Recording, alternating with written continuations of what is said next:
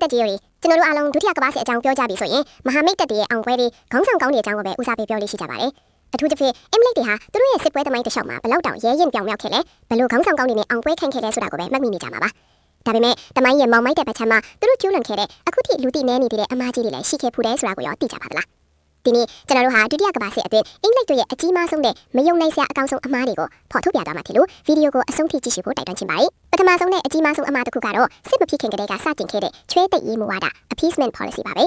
1930 နှစ်တွေမှာဟစ်တလာရဲ့နာဇီဂျာမနီဟာဥရောပကိုချင်းချောက်လာတဲ့အခါဗြိတိန်ဝန်ကြီးချုပ် Neville Chamberlain ကစစ်ဆောင်ရှားဖို့အတွက်ဂျာမနီရဲ့တောင်းဆိုမှုတွေကိုလိုက်လျောပေးခဲ့ပါတယ်အထူးသဖြင့်1938ခုနှစ်မှာချက်ကိုစလိုဗာကီးယားနိုင်ငံရဲ့ဆူဒက်တန်လန်ဒေသကိုဂျာမနီကသိမ်းယူခွင့်ပြုခဲ့တဲ့မြူနစ်သဘောတူညီရေးချက်ကတမိုင်းမှာအလွန်နာမည်ဆိုးနဲ့ကြော်ကြားခဲ့ပါတယ်။ Chamberlain ကအင်္ဂလန်ကိုငြိမ်းချမ်းရေးယူဆောင်လာခဲ့ပြီးလို့ကြေညာခဲ့ပေမဲ့ဒီလိုလုပ်လိုက်တာဟာဟစ်တလာကိုပိုပြီးရဲခင်လာစေခဲ့ပါတယ်။စစ်ကိုရှောင်ရှားနိုင်ခဲ့တာမဟုတ်ပဲဂျာမနီကိုစစ်အင်အားတိုးချဲ့ဖို့အတွက်အချိန်ပိုပေးလိုက်တယ်လို့ဖြစ်သွားခဲ့ပါတယ်။အင်္ဂလိပ်နဲ့ပြင်သစ်ခေါင်းဆောင်တွေကအစောပိုင်းကလေးကဟစ်တလာကိုပြတ်ပြတ်သားသားရင်ဆိုင်ခဲ့မယ်ဆိုရင်ဒုတိယကမ္ဘာစစ်ရဲ့ပုံစံဟာလုံးဝပြောင်းလဲသွားနိုင်တယ်လို့တမိုင်းပညာရှင်အများပြားကသုံးသပ်ကြပါတယ်။ဒီလိုချွေးသိပ်ခဲ့တဲ့အမားကြောင့်နောက်ပိုင်းမှာဗြိတိန်ဟာပုံမူကြီးမားတဲ့စစ်ပွဲရဲ့အကျိုးဆက်တွေကိုရင်ဆိုင်ခဲ့ရပါတယ်။ဒုတိယအမားတစ်ခုကတော့စစ်ရဲ့အစောပိုင်းကာလတွေမှာဗြိတိန်ရဲ့စစ်ရေးပြင်ဆင်မှုအားနည်းချက်တွေနဲ့မှားယွင်းတဲ့မဟာဗျူဟာတွေပါပဲ။1940ခုနှစ်ပြင်သစ်နိုင်ငံကျောင်းဆုံးချိန်မှာဗြိတိန်စစ်တပ် BEF British Expeditionary Force ဟာဥရောပတိုက်ကြီးမှာပိတ်မိနေခဲ့ပြီး Dunkirk ကနေဆုတ်ခွာခဲ့ရပါတယ်။ Dunkirk ကနေအသက်ရှင်လွတ်မြောက်လာတာကို God Miracle လို့သတ်မှတ်ကြပေမဲ့ဒါဟာဗြိတိန်ရဲ့မဟာဗျူဟာကြတဲ့ကြီးမားတဲ့ရှုံးနိမ့်မှုကြီးတစ်ခုရဲ့ရက်လက်ပါပဲ။ BEF တပ်တွေဟာတန်ထက်ကရင်တွေလီခေါင်းဖိကူတွေအလုံးလောက်မရှိခဲ့ပါဘူး။ကျင်းတင်တဲ့အတူဂျာမနီရဲ့ Blitzkrieg လျှက်စီးစစ်ပွဲကိုရင်ဆိုင်ဖို့အဆင်ပြေမသေးပါဘူး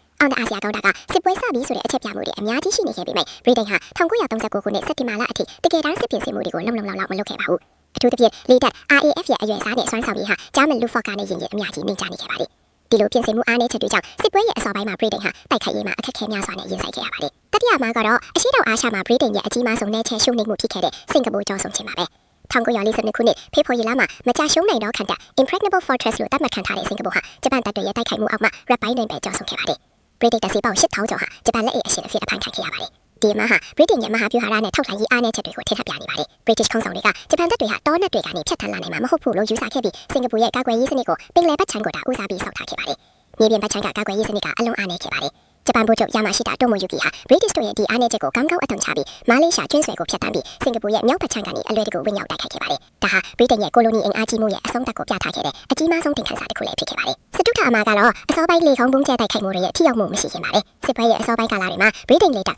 RAF ဟာဂျာမနီနိုင်ငံတွင်းကစစ်ရုံတွေနဲ့စစ်ရေးပစ်မှတ်တွေကိုပုံကျဲတိုက်ခိုက်ခဲ့ပါတယ်။ဒါပေမဲ့အဲ့ဒီအချိန်ကနေတူညာတွေအရညပိုင်းလေခေါင်းပုံကျဲတိုက်ခိုက်မှုတွေဟာအလွန်တိကျမှုမရှိခဲ့ပါဘူး။လေယာဉ်မှုတွေဟာပြစ်မှတ်တွေကိုရှာဖွေဖို့အခက်အခဲရှိခဲ့ပြီးဘုံတွေကလည်းမကြာခဏဆိုသလိုမှားယွင်းတဲ့နေရာတွေမှာကြာရောက်ခဲ့ပါတယ်။အန်အော်စရာကောင်းတာက1940ခုနှစ်မှာပြုလုပ်ခဲ့တဲ့လေ့လာမှုတစ်ခုအရဗြိတိန်လေယာဉ်တွေဟာသူတို့ရဲ့ဘုံတွေကိုပြစ်မှတ်ရဲ့၄မိုင်းပတ်လည်အတွင်းမှာတော့10%ခန့်သာတိတိကျကျဖွင့်ချနိုင်ခဲ့တယ်လို့ဖော်ပြခဲ့ပါတယ်။ဒီလိုထိရောက်မှုမရှိတဲ့ဘုံကျဲတိုက်ခိုက်မှုတွေဟာအဖိုးတန်းတဲ့လေယာဉ်တွေနဲ့လေယာဉ်မှုတွေကိုဆုံးရှုံးခဲ့ရပြီးရန်သူကိုထိရောက်တဲ့ထိုက်ခိုက်မှုတွေမဖြစ်စေဘဲအရင်အမွေတွေကိုအလားအတာဖြစ်စေခဲ့ပါတယ်။နောက်ပိုင်းကျမှနေတူညာတွေတိုးတက်လာပြီးလေယာဉ်ဘုံကျဲတိုက်ခိုက်မှုတွေပုံမှုထိရောက်လာတာမှာနောက်ထပ်အမှားတစ်ခုအနေနဲ့1940ခုနှစ်မှာ Greek နဲ့ Crete တွေမှာကြုံခဲ့ရတဲ့တိုက်ပွဲတွေဟာလည်းဗြိတိန်အတွက်အဖို့အခါကြီးမားတဲ့ရှုံးနိမ့်မှုတွေဖြစ်ခဲ့ပါတယ်။အဲ့ဒီဒေတာကိုကာကွယ်ဖို့အတွက်ဗြိတိန်ဟာအဖိုးတန်းတဲ့လူအင်အားနဲ့လက်နက်ခဲယမ်းတွေကိုဆေးလွှတ်ခဲ့ရပါတယ်။ဒါပေမဲ့ဂျာမနီတပ်တွေရဲ့အင်အားကြီးမားမှုနဲ့လေခေါင်းအတားဆီးရမှုကြောင့် British တပ်တွေဟာနောက်ဆုံးမှာဆုတ်ခွာခဲ့ရပြီးကြီးမားတဲ့ဆုံးရှုံးမှုတွေနဲ့ရင်ဆိုင်ခဲ့ရပါတယ်။ဒီတိုက်ပွဲတွေဟာအာဖရိကမြောက်ပိုင်းမှာဂျာမနီကိုရင်ဆိုင်နေရချိန်မှာမလိုအပ်တဲ့အင်အားတွေခွဲထုတ်လိုက်တယ်လို့ဖြစ်ခဲ့ပြီးနောက်ဆုံးမှာတော့အကျိုးမဖြစ်ထွန်းပဲဆုံးရှုံးခဲ့ရတဲ့စစ်စင်ရေးတွေဖြစ်ခဲ့ပါတယ်။ပြည်သက်ကြီးတို့ရဲ့ဒီလိုပြောလိုက်တော့အင်္ဂလိပ်တွေဟာစစ်ရှုံးခဲ့တာလားလို့ထင်ထောင်ထင်သွားနိုင်ပါတယ်။မဟုတ်ပါဘူး။သူတို့ဟာနောက်ဆုံးမှာမဟာမိတ်တပ်တွေနဲ့အတူအနိုင်ရခဲ့ပါတယ်။ဒါပေမဲ့ဒီအမားတွေဟာဗြိတိန်လိုအင်အားကြီးနိုင်ငံတော်စစ်ပွဲရဲ့ဖိအားအောက်မှာဘလောက်တောင်မှားယွင်းတဲ့ဆုံးဖြတ်ချက်တွေချမှတ်နိုင်တယ်ဆိုတာကိုပြသနေပါတယ်။တမိုင်းကိုပြန်ကြည့်တဲ့အခါအနိုင်ရတဲ့ဘက်ခြမ်းကတော့အားနည်းချက်တွေမှားယွင်းမှုတွေရှိနေတတ်တာကိုကျွန်တော်တို့တွေ့မြင်နိုင်ပါတယ်။နေကုန်းချုပ်အနေနဲ့ပြောရင်ဒုတိယကမ္ဘာစစ်အတွင်းအင်္ဂလိပ်တွေရဲ့ဒီလိုအမားတွေဟာသူတို့ရဲ့အောင်ပွဲတွေကိုလှော့ရှားရမရောက်ပါဘူး။ဒါပေမဲ့ဒီအမားတွေကနေအဖိုးတန်းတဲ့သင်ခန်းစာတွေရယူနိုင်ပါတယ်။စစ်ပွဲတွေရဲ့ရှုပ်ထွေးမှုမဟာဗျူဟာတွေရဲ့အရေးပါမှုကောင်းဆောင်မှုရဲ့အခန်းကဏ္ဍတို့ကိုဒီအမားတွေကနေကျွန်တော်တို့ကိုပို့ပြီးနားလည်စေပါတယ်။တမိုင်းဆိုတာအဖြူအမဲပဲကွဲလွန်းတဲ့အရာမဟုတ်ပါဘူး။မိခိုးရောင်နေရည်တွေအများကြီးရှိနေပါတယ်။အောင်ပွဲတွေရဲ့နောက်ွယ်ကအမားတွေကိုလေ့လာခြင်းက